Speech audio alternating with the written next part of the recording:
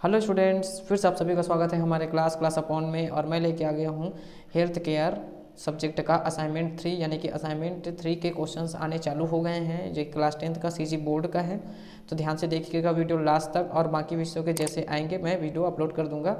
अगर अभी तक आपने हमारे चैनल को सब्सक्राइब नहीं किया है तो सब्सक्राइब कर दीजिएगा, दोस्तों तक शेयर कर दीजिएगा। तो क्वेश्चन हमारा इस प्रकार है। पहला क्वेश्चन है, खाली स्थानों की पूर्ति कीजिए। तो यहाँ पे देखिए, कान के बाहरी परत के कवक परत में खाली स्थान रोगाणु पाए जाते हैं, तो बाहरी परत में कवक पाए जाते हैं। फिर उसके बाद है तपेदिक यानी कि टीबी का जो रोग होता है उसके बैक्टीरिया का नाम क्या है, यानी कि रिक्त स्थान है। तो उसके बैक्टीरिया का नाम है माइकोबैक्टीरियम ट्यूबरकुलोसिस, इस तरीके से नाम है इसका, लिख लीजिएगा आप। मलेरिया किस मच्छर के काटने से होता है, मादा एनाफिलिस। फिर है सही विकल्प चुनकर लिखिए आईसीयू का पूरा नाम क्या है, ये हमारा पहला क्वेश्चन है। तो यह है इंटेंसिव केयर यूनिट। फिर उसके बाद है HAI का पूरा नाम क्या है, तो यह हॉस्पिटल एक्वायर्ड इन्फेसिएशन, इस तरीके से इसका नाम है। विषाणु जनित रोग में शामिल रोग का नाम है रेबीज।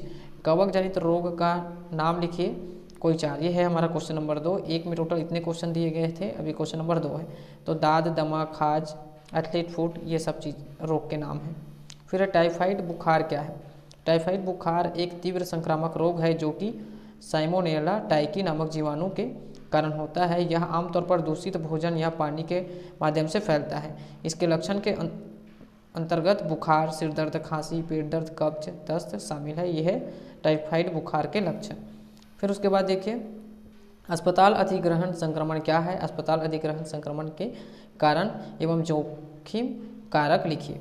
तो अस्पताल अधिग्रहण संक्रमण को नोसोकोमियल संक्रमण व अस्पताल एक्वायर्ड संक्रमण के नाम से भी जाना जाता है। यह संक्रमण मरीज के अस्पताल में भर्ती होने के 48 घंटे के बाद मरीज के शरीर में सूक्ष्मजीव प्रवेश करते हैं और मरीज को संक्रमित के नाम से जाना जाता है।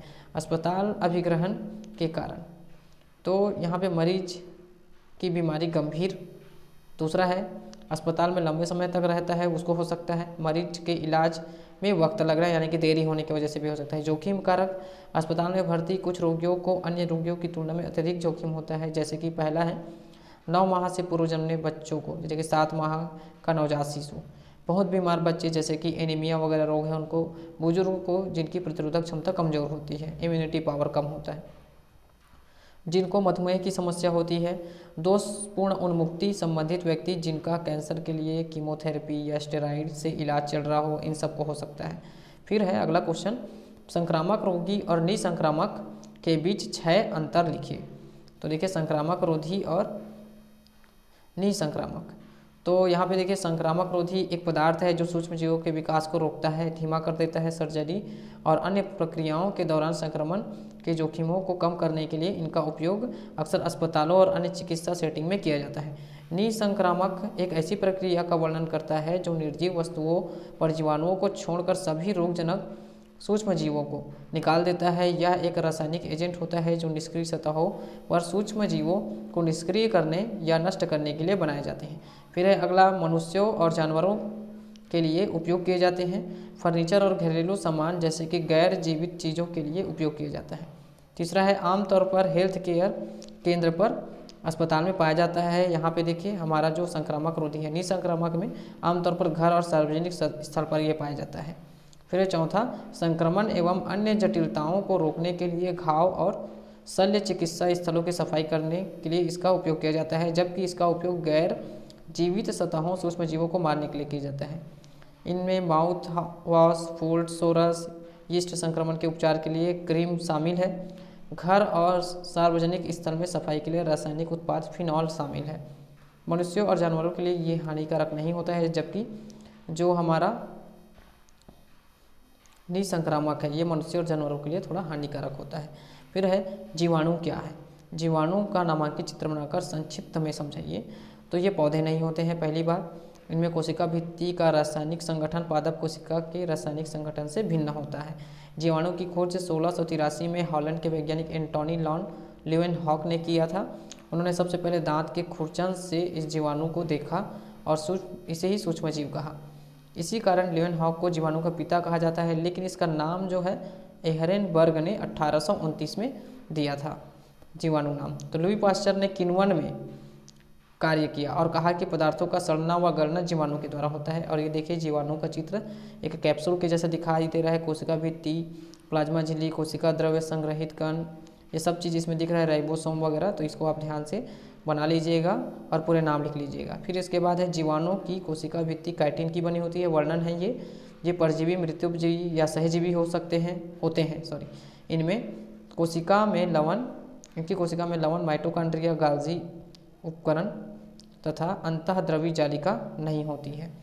ये एक कोशिकीय जीव है जो एकल समूहों में पाए जाते हैं। फिर उसके बाद है जीवाणु का उपयोग। राइजोबियम, ये जीवाणु भूमि की उर्वरता को बनाने का काम करता है। ये जीवाणु दलहनी फसलों की जड़ों में उपस्थित होता है, जैसे कि चना, मटर वगैरह की जड़ आप काटोगे तो छोटी छोटी गांठ जो दिखाई देती है उसी में ये जीवाणु होता है। पौधों को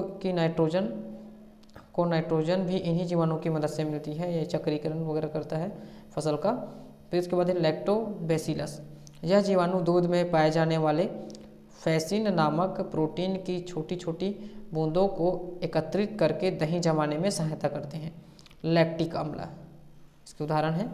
फिर उसके बाद है शारीरिक ढांचा। जीवाणुओं की शारीरिक ढांचा 3 प्रकार की होती है, गोलीय, बेलनाकार, सर्पिलाकार, इस तरीके से होता है। फिर है जीवाणु के गुण। जीवाणु में 2 तरह के गुण पाए जाते हैं, ऑटोट्रोपिक और हीटोट्रोपिक। ऑटोट्रोपिक वो कहलाएगा वह जीवाणु जो अपना भोजन का निर्माण स्वयं करते हैं, ऑटोट्रोपिक यानी कि स्वपोषी।